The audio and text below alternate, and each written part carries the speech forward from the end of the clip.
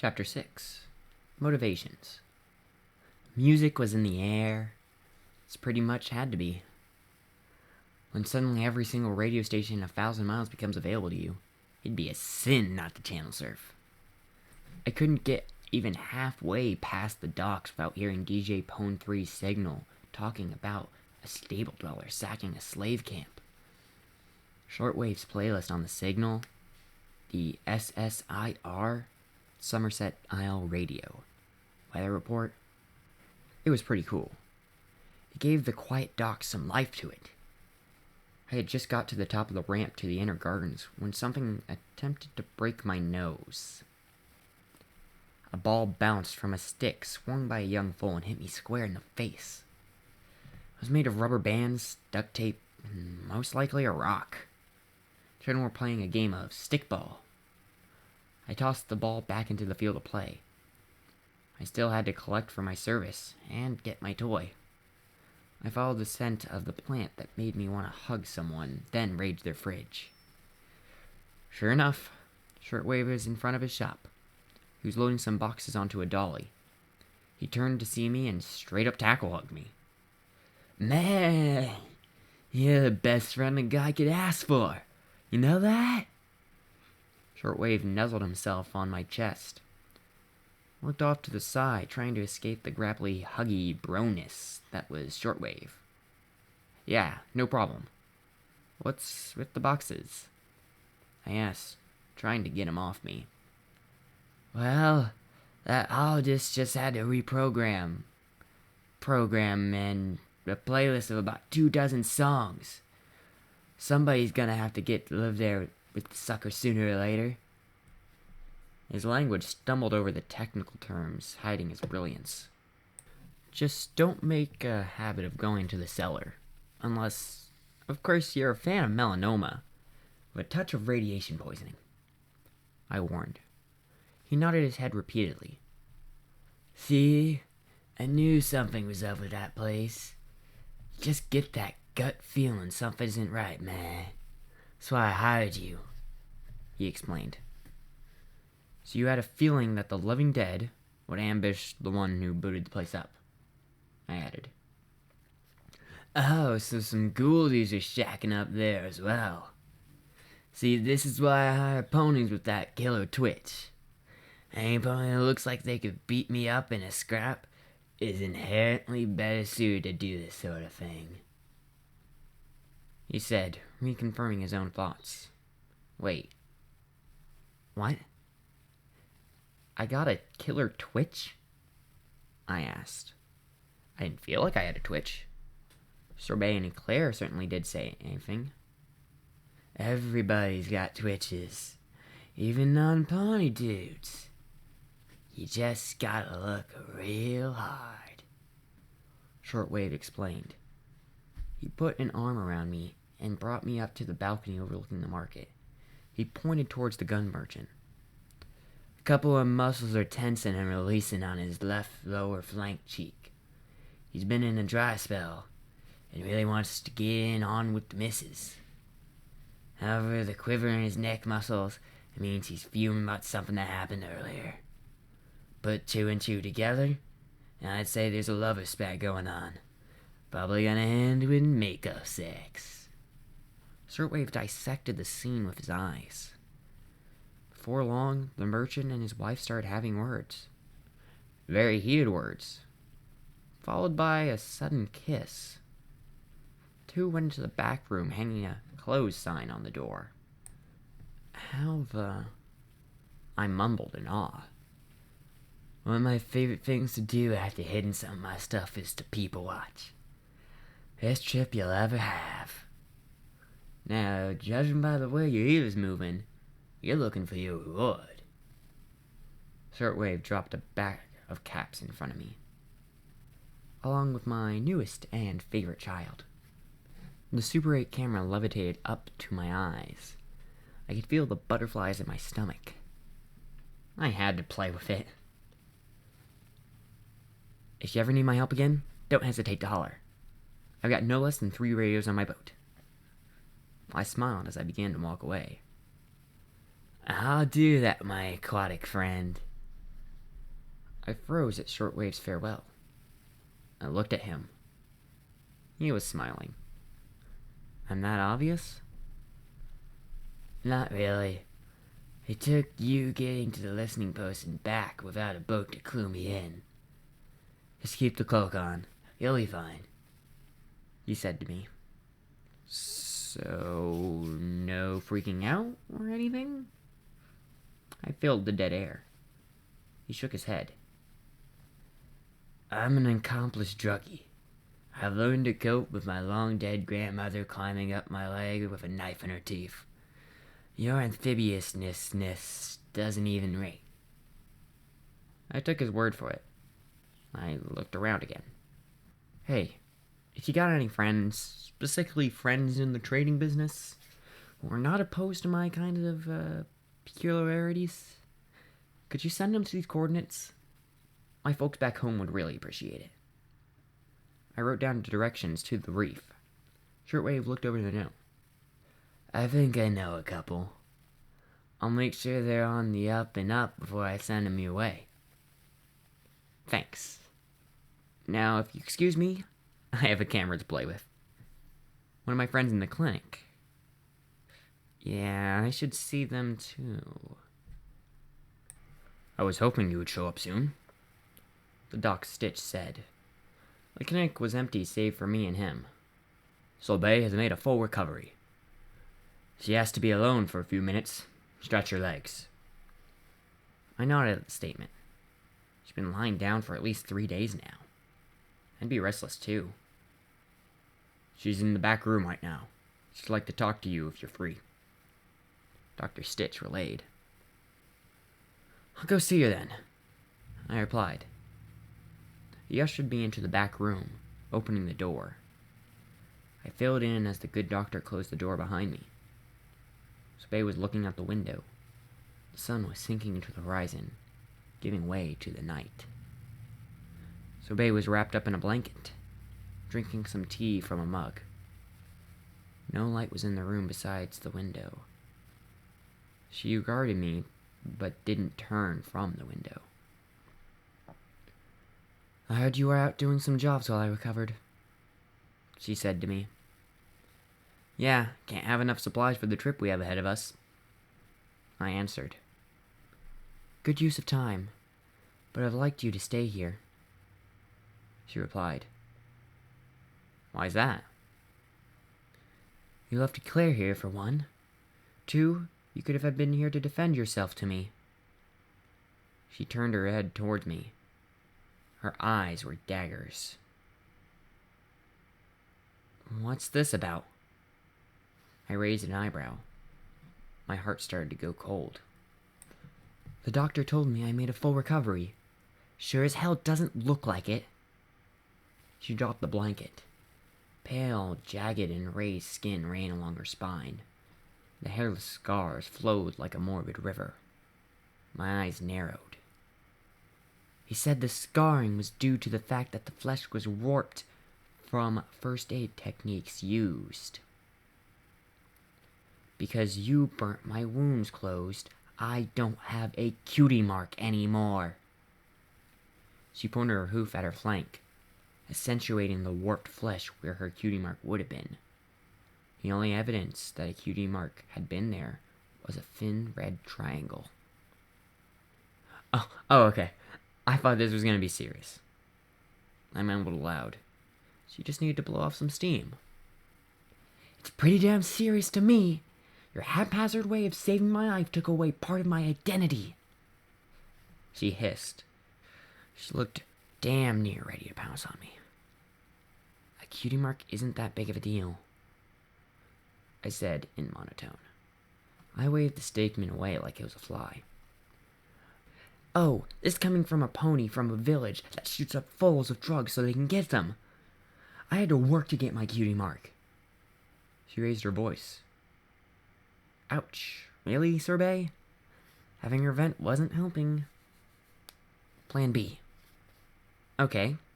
How'd you get it then? I asked evenly.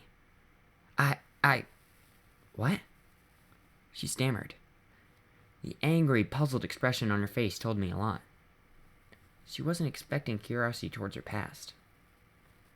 How did you get your cutie mark?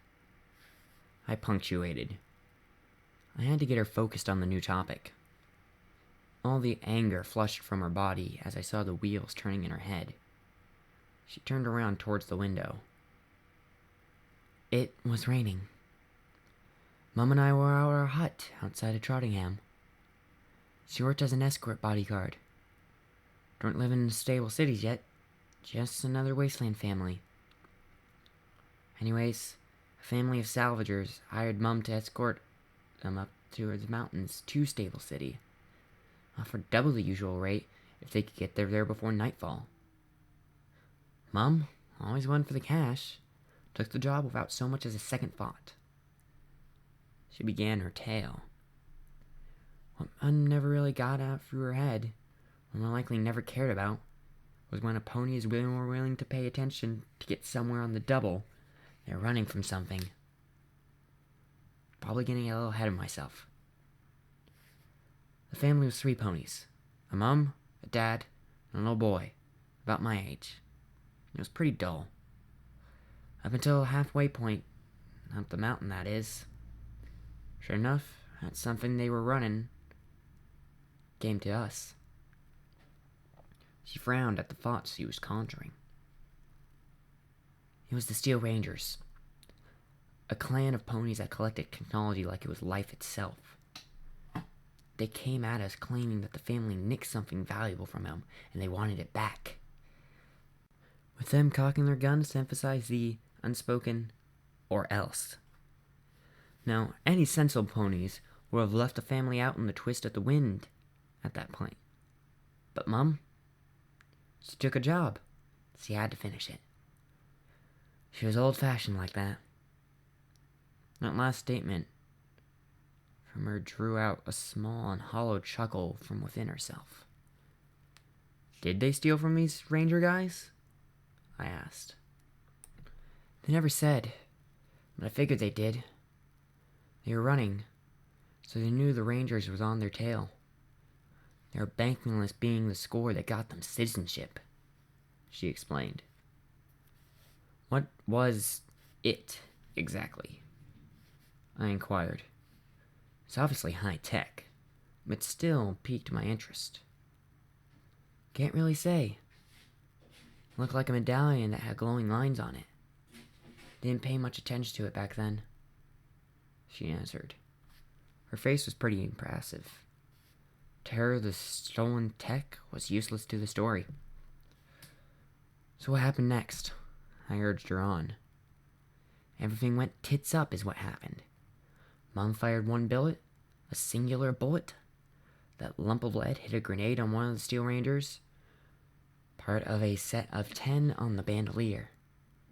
That poor bloke went out up like an exploding sun. Took his buddies with him too. Problem was, it took out the rock me and the kid were standing on. So we go straight down the mountainside. Her hooves moved about, pantomiming a explosion and the two falling down the mountain. The weather was so bad, we had to go into a cave to stay dry. The other kid is freaking out. He didn't get the hint that his mom and dad were safe and sound. I noticed a little path up to the bigger part of the cave. The storm wasn't letting up, so I figured I'd kill some time while Mom got around to finding us. I followed the path upwards, just letting my gut take me wherever it felt right. Next thing I know, I pop up in an old rabbit hole, dragging the other kid with me, only to see Mom and the two clambering up to me. By taking that path, I ended up beating them to the city. Ponies clambered around me, in awe at me for some reason. I looked at myself, and sure as the rain was falling, I had a gold compass on my bum. She had a wide-off look, as if she was staring at something 1,000 yards away rather than right in front of her. Her head wasn't the present. So your special talent is your sense of direction, and finding your way, I assumed, breaking her from her flashbacks. She needed to say more if this was going to work. Yeah, don't get ahead of me, though. This story's a double whammy. She waved. Go on. I'm all ears.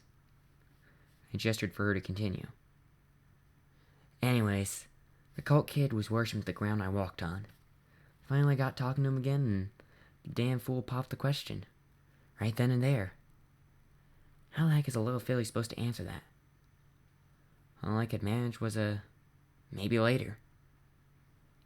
He kept asking, and I kept answering maybe later. We kept doing that for about 12 years before I finally said yes. Sorbet continued sifting through the nostalgia. So the day you got your cutie mark is also the day you met your husband. I connected the facts. Jackpot! Yep. Also the day Claire was born. Funny how that works. She admitted, chuckling to herself softly. Now that day when your husband fell in love with you, did he fall in love with your special talent that you got him out of the cave and back to his parents? Or the cutie mark representing it? I asked. Her jaw tensed. Yeah, Is this your idea of psych therapy? She demanded, fire in her eyes. There was no anger. It didn't bleed through her gaze. Did it work? I asked with a smirk. Her face contorted into a vast majority of faces, ranging from disbelief, frustration, and amusement, before finally settling on a vanquished sigh. And the winner is... Yes, she mumbled, looking off to the side with a slightly defeated expression. I smiled and walked up next to her. Good. Now, if I'm not mistaken, Claire is playing stickball with some fools from town. Who's going to cheer for her if it's not her mom? I gave her a little nudge. She looked up at me. The corners of her mouth rose, giving way to a purely distilled, happy smile. We walked out the back room together. If only not for that moment, there is no sorrow in the world. The Super 8 whirred as it captured the game in the gardens. The makeshift ball soared past the lens. A filly ran past the bases before getting tagged out. They were not teams. Just kids having a go at how far they could get before getting caught. The same kind of freeform play that makes children have more fun with the box rather than the toy inside. And Claire was up at plate, a mighty stick in her mouth, ready to strike the foolish ball that dared to try its luck against her. The pitcher, secure in his malevolent cause, set out to remove the mainlander filly from play without her taking a single base. A deathly chill made its way through the ocean breeze. For an eternity, the catcher and the pitcher spoke to each other in a sign language only they knew. A pause before the storm. A moment broken instantaneously by the ball leaving the hoof of the pitcher. The world slowed to a crawl as the ball was in mere feet from home plate. Eclair drew back her bat, swinging with the might of 1,000 gods. Tornadoes of sand blew out from the attack. The dust settled. Strike one! The volunteer umpire called. The applause of some adults echoed in the gardens. Words of encouragement and praise from sideline parents filled the air, accompanied by bemused chuckles as others went about their business. The ball was put back into the pitcher's hooves. Gameplay recommenced. The air grew with anticipation. I moved closer to the edge of the balcony. A second pitch flew like a bullet towards its target. Crack-cow! The resounding sound of a broken stick and the flying ball resonated throughout Steamtown. The ball seemed intent to kill me as it whizzed by my head. Claire bolted for first base. Several ponies bolted in front of me. I couldn't see the game. Needed a better angle.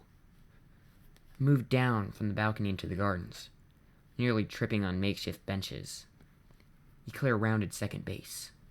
The ball was tossed towards the first baseman, but a slack-jawed child made no move to grab it. Eclair hit third, and she was at the home stretch. Shouting and cheering mixed together into a white noise.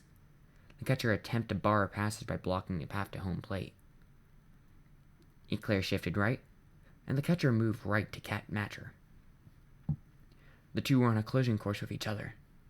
Suddenly, she shifts left and weaves around the catcher with a deftness of a leaf on the breeze.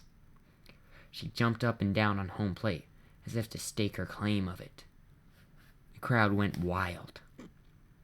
Eclair was doing a jig as Sorbet ran to her. The two turned to me smiling, but they stopped, their eyes glued to my direction. The cheering stopped. The shouting continued. Footsteps thundered behind me. 10 guards had entered the gardens behind me, weapons drawn and trained on me. I looked over the balconies of the 3 ships. Everyone's eyes were on me. Everything was still, save for a mild flapping near the ramp I descended. My cloak danced in the wind, caught on a jagged edge of the railing. My body was bare for all eyes to see. The world grew quiet. Only the waves could be heard anymore. I looked around nervously. Shoot shooby-doo? End of chapter. No significant level change. Author's note: be aware that I do re-edit these later, so if you notice grammar or spelling errors, let me know. Audiobooker's notes. Woo! I'm back to audiobook recording.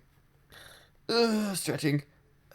I took a little bit of a break, about a week break from doing them before, so I wanted to get back into them, and something presented the perfect opportunity for me to do more warm-ups. Otherwise, I hope you guys enjoyed. I'll be trying my best to get another chapter of either Dark Shores or The Daily on Life out around the same time as this one. Other than that, keep being cool, and thank you for listening. Bye-bye.